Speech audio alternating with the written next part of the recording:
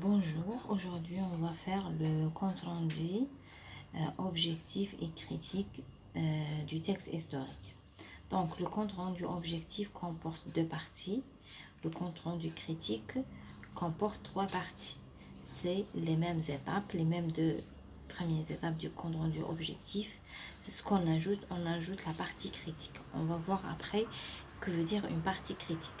Donc la première partie, c'est la présentation du texte. Il y a une chose à faire. Quand vous faites la rédaction, on n'écrit pas les intitulés, on n'écrit pas la première partie. Non, on va commencer directement. Dans la présentation, qu'est-ce qu'il y a? Ou bien ce qu'on appelle l'accroche. Il y a le nom de l'auteur, titre du texte, source, genre du texte, thème général, la visée. D'accord? Donc là, la visée, elle est facultative. C'est-à-dire vous pouvez le faire quand vous pouvez ne pas le faire. Donc là, j'ai fait une rédaction sans écrit. Qu'est-ce que on a plus le nom de l'ouvrage, le titre de l'ouvrage. Ça, c'est la source. D'accord? Maison d'édition, l'année de parution. Donc, qu'est-ce qu'on écrit? Extrait de, édité par, paru par exemple en 1990. Si on a dans la source, donc là c'est lorsque la source est un ouvrage. D'accord? Lorsque la source est un ouvrage. Donc lorsqu'on a la source un ouvrage, on écrit extrait de, édité par, paru en. Lorsque la source est un journal, site ou bien revue, le nom du journal, la date de parution. Donc, qu'est-ce qu'on écrit? Publié dans, par exemple, Quotidien d'Oran. D'accord? Paru en 2020. Donc, ça, c'est la différence entre lorsque vous aurez dans un texte la source, ce qui est écrit en bas. Ça veut dire quoi la source? La source, ça veut dire d'où on a ramené le texte. Est-ce que ce texte-là était écrit dans un journal ou bien il était écrit dans un livre, par exemple. Donc, on écrit en bas, qu'est-ce qu'on va écrire? Le texte s'intitule, par exemple, Guerre sans merci. Extrait écrit, par exemple, Mahfoud Qatesh. C'est un exemple. Extrait de, par exemple, extrait de libération de l'Algérie ou bien la guerre d'Algérie ou bien les événements de l'Algérie, c'est-à-dire ça c'est le nom de livre.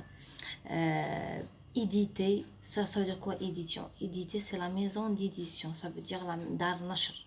D'accord, c'est une maison d'édition. Par exemple, éditer par exemple, Al-Mumtaz, par exemple, Al-Mumayyiz, par exemple, ou bien Nathan, par exemple, c'est la maison d'édition, c'est une maison étrangère. Ça, c'est un exemple. Paru en, par exemple, 1940. Ah, si vous avez la source, un journal, on va trouver, on écrit, publié dans le quotidien d'Oran, publié dans, par exemple, on trouve site d'internet, paru, l'année de parution, par exemple 2020, 11 avril, 8 mai, etc. Deuxième partie, on a le résumé. C'est résumer l'idée essentielle de chaque paragraphe. Vous n'êtes pas obligé de suivre le même ordre des événements du texte. On emploie le pronom il. Ou bien on utilise les formules telles que d'après l'auteur, selon l'auteur, l'auteur affirme que, l'auteur ajoute, l'auteur annonce, l'auteur indique, l'auteur montre. Vous pouvez remplacer l'auteur par il ou bien par son nom. On peut remplacer l'auteur par son nom ou bien par le il.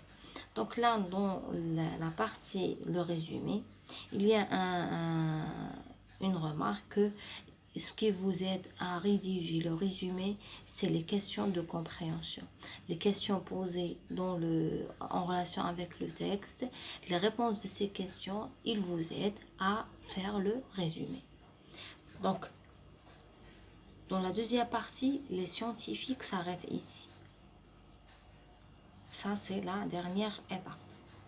Ah, pour les langues, on ajoute la troisième partie qui est la partie critique.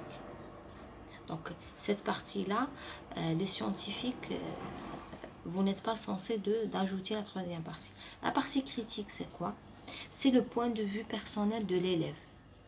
Ça veut dire les langues, ils ont un point de vue personnel. Qu'est-ce qu'ils vont faire? Pour conclure, je peux dire que l'auteur a pointé du doigt sur un fait historique. L'auteur use d'un vocabulaire A. Est-ce qu'il est facile? Est-ce qu'il est difficile? Est-ce qu'il est clair? Est-ce qu'il est ambigu?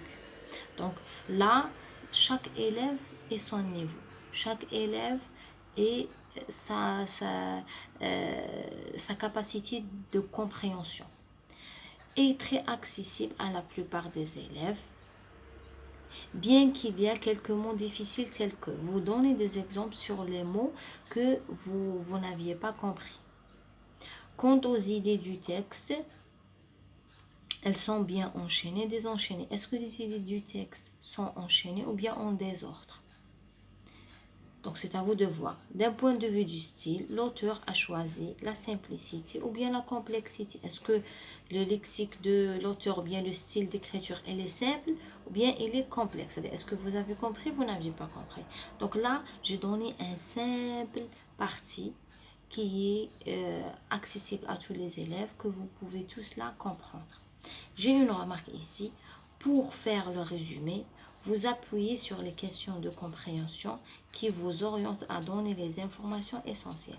Donc, pour faire cette partie, j'ai dit tout à l'heure, c'est les questions de compréhension qui vous aident. La partie critique est le point de vue personnel de chaque élève sur le contenu du texte.